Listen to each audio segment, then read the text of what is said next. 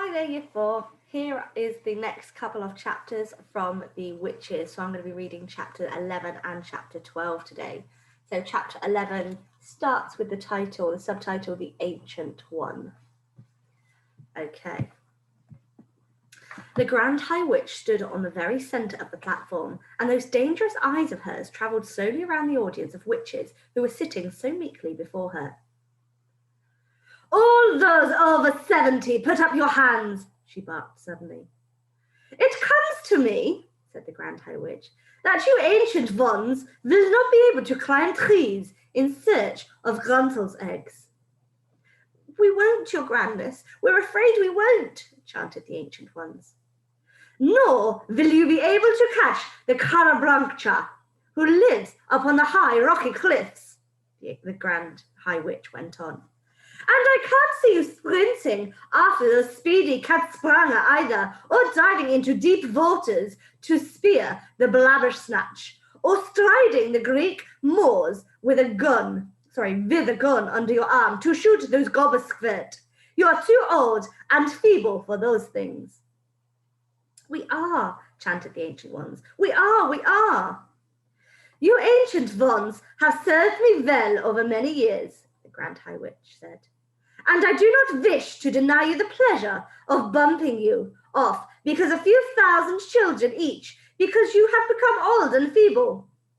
I therefore have prepared personally, with my own hands, a limited quantity of delayed action mouse maker, which I will distribute to you ancient ones before you leave the hotel." "Oh, thank you," cried the old witches. "You're far too good to us, your grandness. You're so kind and thoughtful." "Here is a sample of what I am giving you," shouted the Grand High Witch. She fished around in a pocket of her dress and brought out a very small bottle.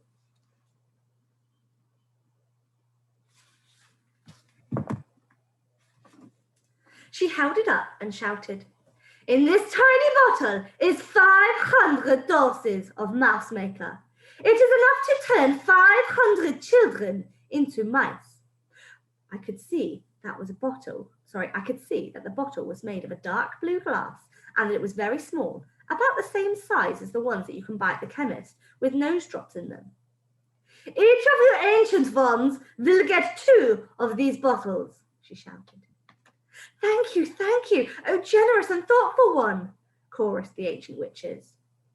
"Not one drop will be wasted. Each of us will promise to squish and squallop and swiggle all of our 1,000 children." "Very well, our meeting is over," announced the Grand High Witch. "Here is a timetable for the remainder of your stay in this hotel. Right, now we must go out to the Sunshine Terrace and have tea with that ridiculous manager. Next, at 6 o'clock tonight, those witches who are too old to climb trees for the Gruntel's eggs will report to my room to receive 2 bottles each of mouse maker. My room number is 454.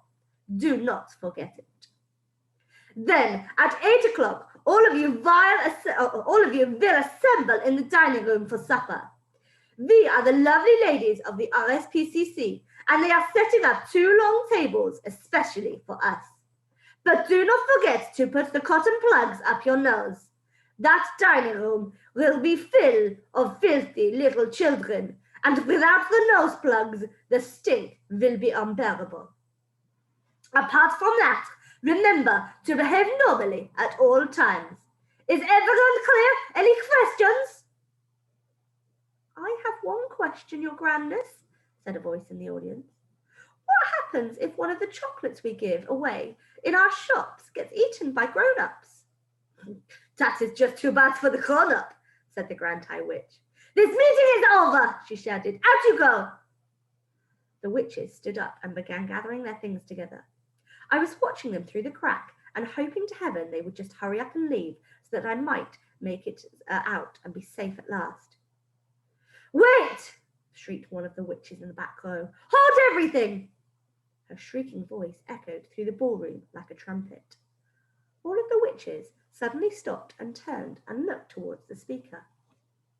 She was one of the taller witches, and I could see her standing there with her head tilted back and her nose in the air. And she was sucking in great long breaths of air through those curvy pink seashell nostrils of hers. "Wait!" she shouted again. "What is it?" the others cried out. "Dog's droppings," she yelled. Just then I got a whiff of dog's droppings. "Surely not," the others shouted. "It couldn't be." "Yes, yes," shouted the first witch. "There it is again. It's not strong, but it's there. I mean, it's here. It's definitely somewhere not too far away." "What's going on down there?" shouted the Grand High Witch, glaring down from the platform. "Mildred's just got a whiff of dog's droppings, your grandness," someone called back to her. "What rubbish is this?" shouted the Grand High Witch. "She has dog's droppings on the brain. There are no children in this room." "Hang on," cried the witch with Mildred. "Hang on, everyone, don't move. I'm getting it again." Her huge curving nose holes were waving in and out like a pair of fishtails. It's getting stronger. It's hitting me harder now. Can the rest of you smell it?" All the noses of the witches in that room went up into the air, and all the nostrils began to suck and sniff. "She's right," called another one. "She's absolutely right. Dog's droppings it is, strong and foul." In a matter of seconds, the entire assembly of witches had taken up the dreaded cry of dog's droppings. "Dog's droppings!" they shouted. The room was full of it. "Pooh! Pooh! Why did we not smell it before? It stinks like a sewer. Some little swine must be hiding not so very far from here." "Find it!" screamed the Grand High Witch. "Track it down! Rootle it out! Follow your noses till you get it!" The hairs on my head were standing up like the bristles of a nail brush, and a cold sweat was breaking all over me. "Rootle it out, this small lump of dung!" screeched the Grand High Witch. "Don't let it escape! If it is in here, it has observed the most secret things. It must be exterminated immediately." And our next chapter today, Metamorphosis. I remember thinking to myself, there is no escape for me now. Even if I make a run for it and manage to dodge the lot of them, I still won't get out because the doors are chained and locked. I'm finished. I'm done for it. Oh, Grandmama, what are they going to do to me? I looked round and saw a hideous, painted and powdered witch's face staring down at me. And the face opened its mouth and yelled triumphantly, "It's here! It's behind the screen! Come and get it!" The witch reached out a gloved hand and grabbed me by the hair, and I twisted free and jumped away. I ran. Oh, how I ran! The sheer terror of it put wings on my feet. I flew around the outside of the great ballroom, and not one of them had a chance of catching me. As I came level with the doors, I paused and tried to open them, but the big chain was on them, and they didn't even rattle. The witches were not bothering to chase me. They simply stood there in small groups, watching me and knowing for certain that there was no way I could escape.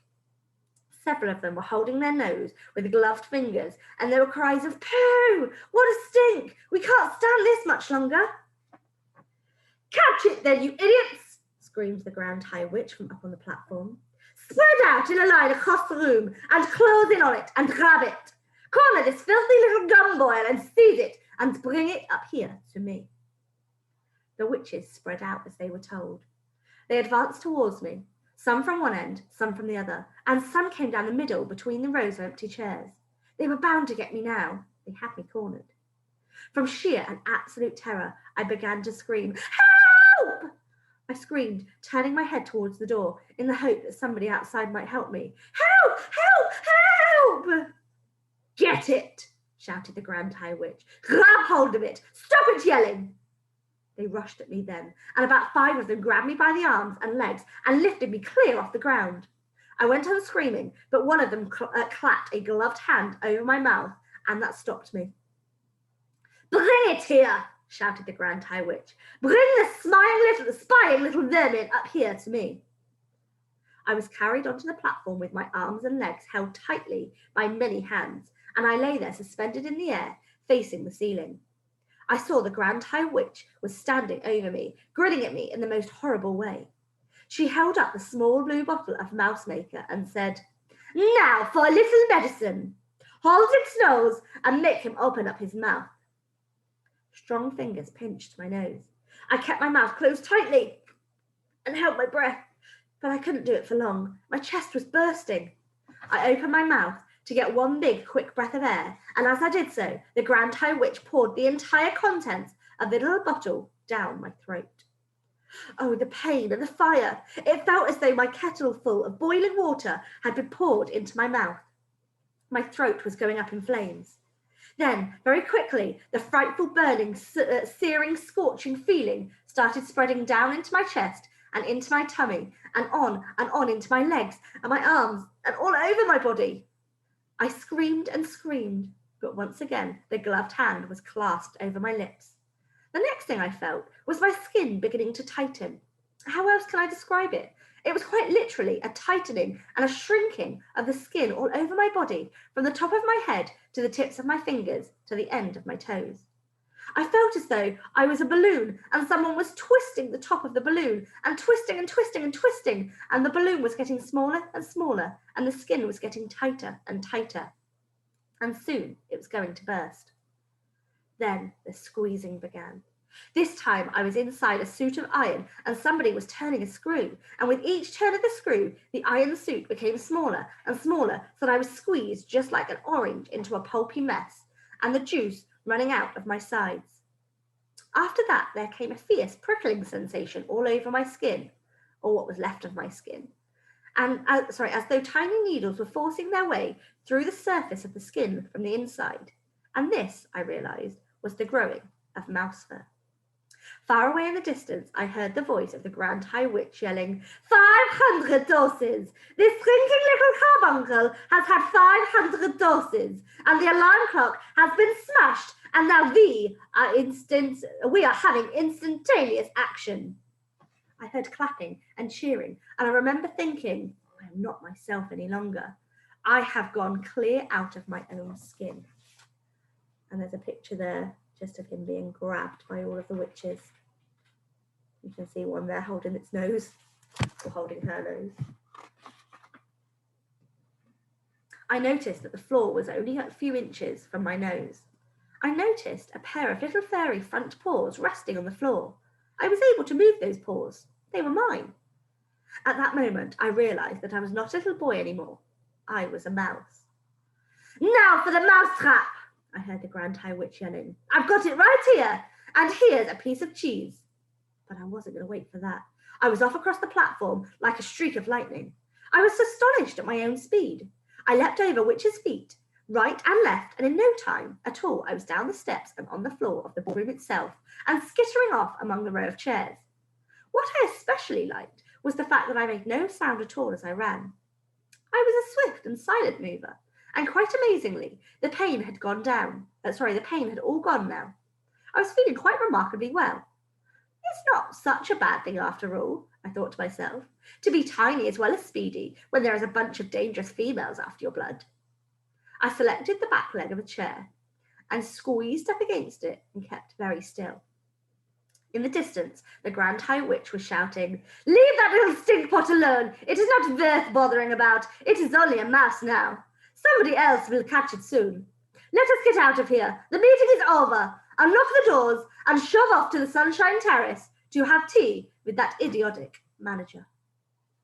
Okay, 2 quite short chapters there today. Hopefully you enjoyed them, and hopefully you will look forward to Mrs. Blues or Mrs. Cross reading the next chapter. Bye for now.